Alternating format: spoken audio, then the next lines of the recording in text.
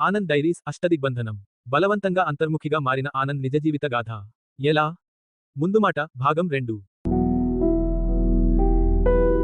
నేను రెండోసారి ఆనంద్ను డైరీలు అడిగినప్పుడు, అతను ఇలా అన్నాడు. నా డైరీలు ఏదో ఒక కథలా ఉండవు, వాటిలో ఎలాంటి క్రమం ఉండదు, ఎలాంటి విభాగాలు ఉండవు. ఒక పేజీ చదువు గురించి ఉంటుంది. వెంటనే వచ్చే పేజీ నా అనుభవాల గురించి. తర్వాత పేజీలో నా ఆలోచనలు, భయాలు, బాధలు, ఇలా అనేక భావాలు కలగలసి ఉంటాయి.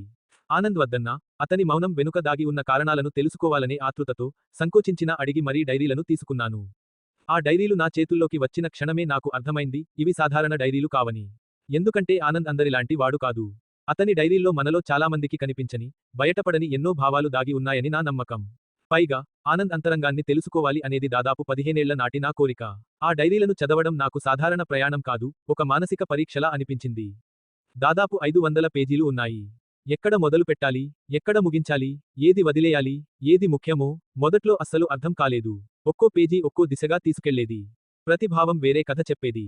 అన్నీ క్రమరహితంగా ఉన్నట్టనిపించింది. రోజంతా పనిలో నిమగ్నమై అలసిపోయిన శరీరం విశ్రాంతి కోరుకున్నా, మనసు మాత్రం ఆ డైరీల వైపే లాగబడేది. ఉద్యోగం తర్వాత దొరికే కొద్దిపాటి సమయమూ నెమ్మదిగా ఆనంద్ డైరీలకే అంకితమైపోయింది.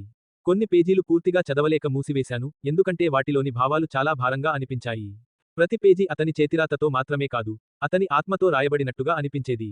కొన్ని వాక్యాలు చదివిన వెంటనే నా అంతర్మనస్సులో ఒక భారమైన స్పందన కలిగేది. మరికొన్ని వాక్యాలు నా ఆలోచనల దిశనే మార్చేవి. బయట సాధారణంగా కనిపించే ఆనంద్, ఈ పేజీల్లో మాత్రం అసహాయంగా, ప్రశ్నలతో నిండిన వ్యక్తిగా కనబడేవాడు. కొన్ని చోట్ల అతని ఆశలు మెరుపులా మెరుస్తే, వెంటనే వచ్చే పంక్తుల్లో నిరాశ గాఢ చీకటిలా కమ్మేసేది. ఆనంద్ డైరీలోని ఒక్కో అంశాన్ని ఎంచుకొని, వాటికి సరిపడిన భాగాలను వెతికి, మళ్లీ సరిచేసి, పునరావృతమైన పదాలను తొలగించి, ఎంతో శ్రమపడి, ఎన్నో గంటలు వెచ్చించి, ఒకే కథగా మలచడం నిజంగా చాలా క్లిష్టమైన ప్రయాణంగా అనిపించింది. అలా దాదాపు 2 సంవత్సరాలు శ్రమించాను. ఆ పేజీల్లో దాగి ఉన్న నిశ్శబ్దాన్ని పట్టుకోవడానికి, మాటల్లోకి మార్చడానికి, నన్ను నేనే ఎన్నోసార్లు ప్రేరేపించుకోవాల్సి వచ్చింది. నా హృదయంలోని భారాన్ని దాటి ఆ పదాలను వెలికి తీయాల్సి వచ్చింది. క్రమరహితంగా విస్తరించిన ఆనంద్ డైరీల భావాలను ఒక సమగ్ర కథగా మలిచి, మీ ముందుకు తీసుకువచ్చాను. అంటే, ఈ కథ కేవలం రాసిన పదాల సమాహారం కాదు. అతని లోపలి ప్రపంచాన్ని మళ్లీ మళ్లీ చదివి, అర్థం చేసుకుని, మౌనాన్ని మాటల్లోకి మార్చిన తర్వాత రూపుదిద్దుకున్న పుస్తకం ఇది. ప్రతి లైన్ వెనుక ఒక నిశ్శబ్ద శ్వాస ఉంది. బయటపడలేని ఒక బాధ ఉంది. మాటలుగా మారలేని ఒక మౌనం ఉంది. ఆనంద్ డైరీలను పూర్తిగా చదివిన తర్వాత, ఆనంద్ మనసులో ఇంత ఘర్షణ ఉండేదా?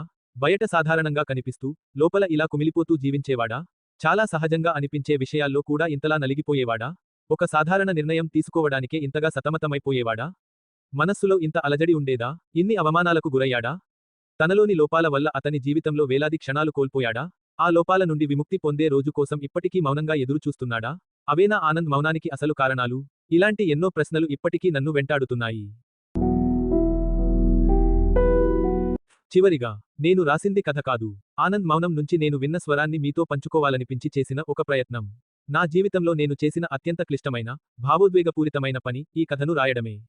తర్వాతి భాగంలో, ఆనంద్ డైరీస్ ఎందుకు చదవాలి? వీక్షకులకు ఒక ప్రశ్న. మీ జీవితంలో ఎప్పుడైనా మౌనంగా ఉండే వ్యక్తిని గమనించారా? ఆనంద్ గురించి మరింత తెలుసుకొనేందుకు, ఇప్పుడే ఈ ఛానెల్కి సబ్స్క్రైబ్ చేసుకోగలరు. ఈ వీడియో మీకు నచ్చినట్లయితే లైక్ చేయండి, షేర్ చేయండి. ఇంకా మీ అనుభవాన్ని కామెంట్ రూపంలో పంచుకోండి. ఎందుకంటే మీ కామెంట్ లేదా మీ అనుభవం ఇంకొకరికి మార్గం కావచ్చు. ధన్యవాదాలు.